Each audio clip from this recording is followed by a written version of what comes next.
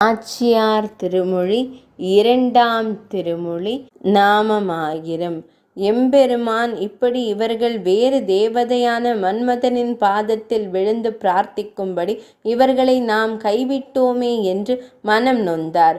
திருவாய்ப்பாடியில் தான் இருந்த காலத்தில் அங்கிருந்த இடையர்கள் தேவேந்திரனுக்கு படையல் வைக்க பரதெய்வமான நாம் இங்கே இருக்கும்போது தாழ்ந்த தேவதையான தேவேந்திரனை இவர்கள் வணங்குகிறார்களே என்று வருந்தி அவர்களை கோவர்த்தன மலைக்கே அந்த படையலை வைக்கும்படி செய்து தானே அதை உண்டானே.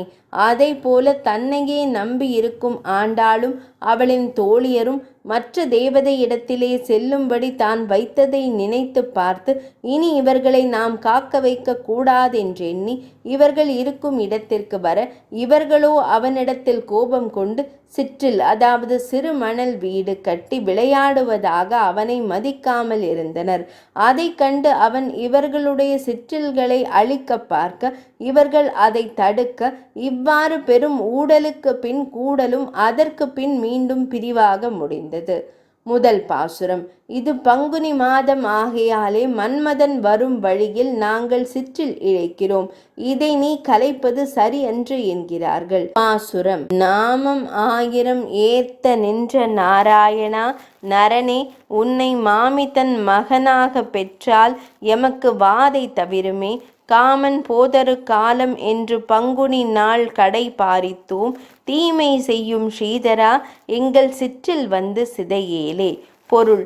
எம்பெருமான் நர நாராயண முனிவர்களாக அவதாரம் செய்ய தேவர்கள் எம்பெருமானுடைய 1000 திருநாமங்களை கூறி ஸ்தோத்திரம் செய்வதாகவும் பரமபதத்தில் இருக்கும் நாராயணர் என்றும் ஸ்ரீராமனாக நர ரூபத்தில் அவதரித்தவரே என்றும் நித்திய சூரிகள் எம்பெருமானுடைய 1000 திருநாமங்களை கூறி ஸ்தோத்திரம் செய்வதாகவும் 2 அர்த்தம்.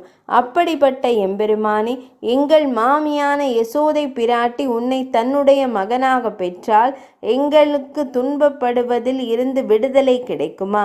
மன்மதன் வரும் காலம் என்று பங்குனி மாதத்தில் அவன் வரும் வழியை அலங்கரித்தோம்.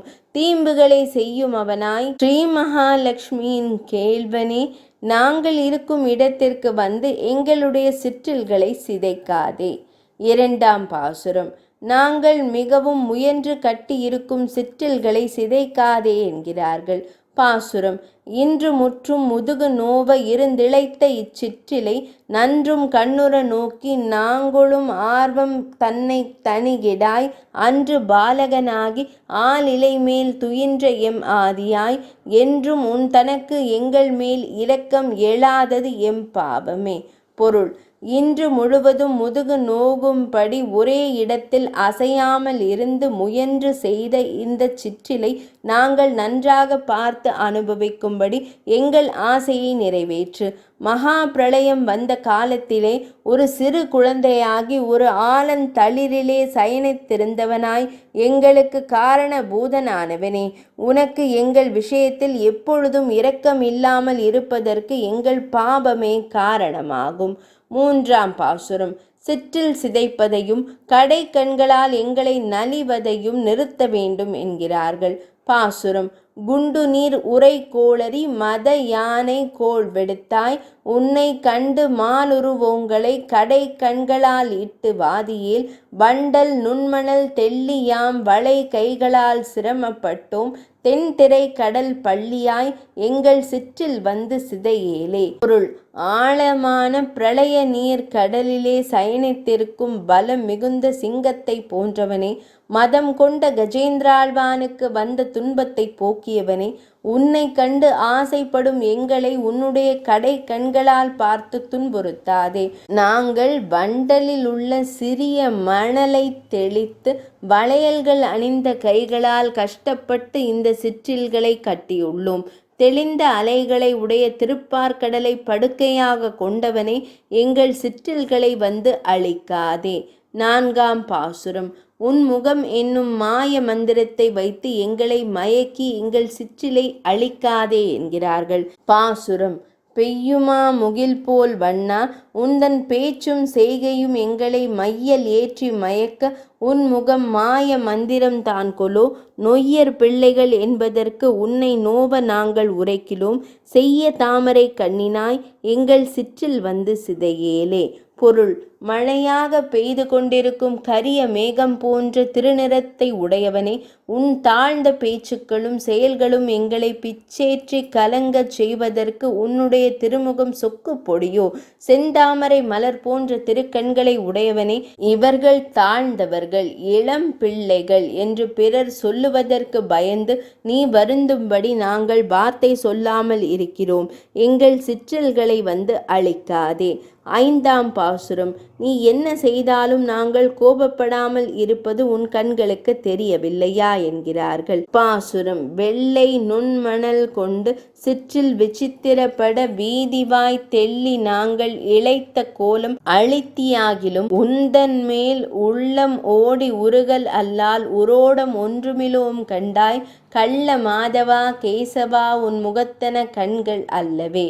பொருள்: கபட செயல்களை உடைய மாதவா, கேசவா, வெளுத்து சிறுத்திருக்கும் மணல்களை கொண்டு நாங்கள் தெருவிலே எல்லோரும் ஆச்சரியப்படும்படி தெளித்து இழைத்த அழகிய சிற்றில்களை நீ அழித்தாயாகிலும், எங்கள் நெஞ்சு உடைந்து உருகுமே தவிர உன்மேல் சிறிதும் கோபப்பட மாட்டோம். உன் திருமுகத்தில் இருப்பது கண்கள் தானே, அவற்றை கொண்டு நீயே பார்க்கலாமே. 6ஆம் பாசுரம்: சிற்றில் அழிப்பது என்று நீ வேறொன்றை நினைக்கிறாய், அது எங்களுக்கு புரியவில்லை என்கிறார்கள்.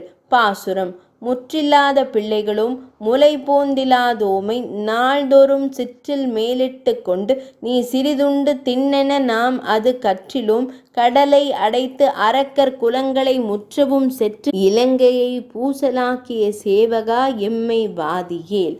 பொருள்: கடலில் அணை கட்டி ராட்சசருடைய குலங்களை முழுவதும் அழித்து இலங்கையை யுத்த பூமியாக்கிய வீரனே, சிறு பிள்ளைகளாய் முலைகளும் கிளறப்பெறாத எங்களை தினமும் சிற்றில் அழிப்பதை ஒரு காரணமாக கொண்டு நீ செய்யும் செயல்களுக்கு உட்கருத்து ஒன்று உண்டு.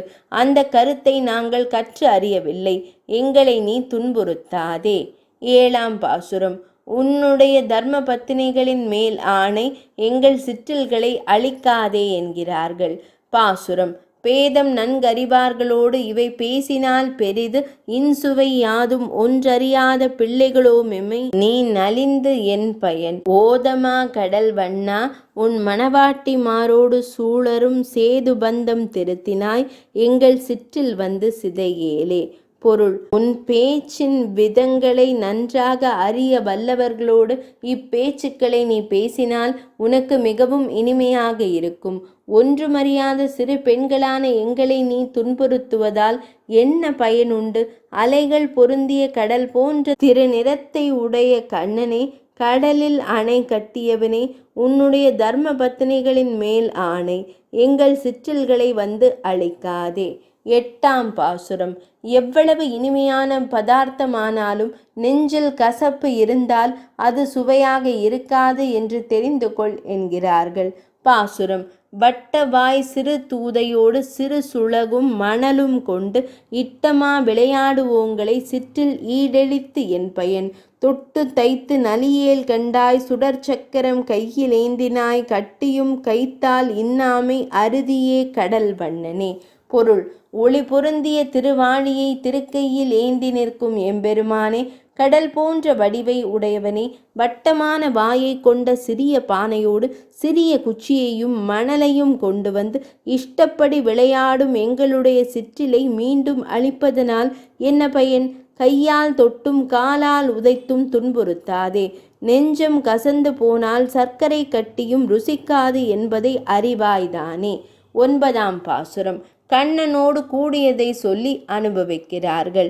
பாசுரம்: முற்றத்தோடு புகுந்து நின் முகம் காட்டி புன்முறுவல் செய்து சிற்றிலோடு எங்கள் சிந்தையும் சிதைக்க கடவையோ கோவிந்தா. முற்ற மண்ணிடம் தாவி விண்ணுற நீண்டளந்து கொண்டாய், எம்மை பற்றி மெய்ப்பிணக்கிட்ட கால் இந்த பக்கம் நின்றவர் என் சொல்லார். பொருள்: கோவிந்தா, ஒரு திருவடியால் பூலோகம் முழுவதையும் தாவி அளந்து, மற்றொரு திருவடியை ஆகாயத்தளவும் நீட்டி மேலுலகங்களையும் அளந்து கொண்டவனே, நாங்கள் விளையாடுகிற முற்றத்திலே வந்து புகுந்து உனது திருமுகத்தை காட்டி புன்முறுவல் செய்து எங்கள் சிற்றிலையும் நெஞ்சையும் அழிப்பாயோ?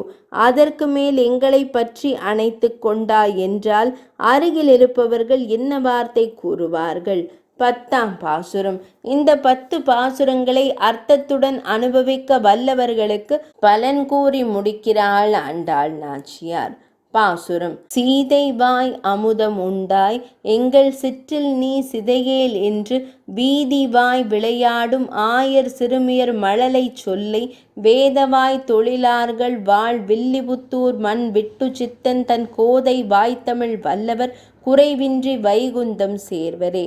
பொருள்: அன்னை சீதா பிராட்டியின் அதராமிருதத்தை பருகினவனே, நாங்கள் கட்டும் சிற்றில்களை நீ சிதைக்காதே என்று கூறும் வீதியில் விளையாடும் இடைப்பெண்களுடைய மழலை சொற்களை உட்கொண்டு வேதம் சொல்லும் வாயை உடையவர்களும் வேதத்தில் சொல்லப்படும் கர்மங்களை செய்பவர்களுமான மேன்மக்கள் வாழும் இடமான திருவில்லிபுத்தூருக்கு தலைவரான பெரியாழ்வாரின் திருமகளான ஆண்டாளுடைய, அதாவது தம்முடைய தமிழ் பாசுரங்களை ஓத வல்லவர்கள் எந்த குறையும் இல்லாமல் பரமபதத்தை அடைவார்கள். 2ஆம் பத்து நிறைவடைந்தது.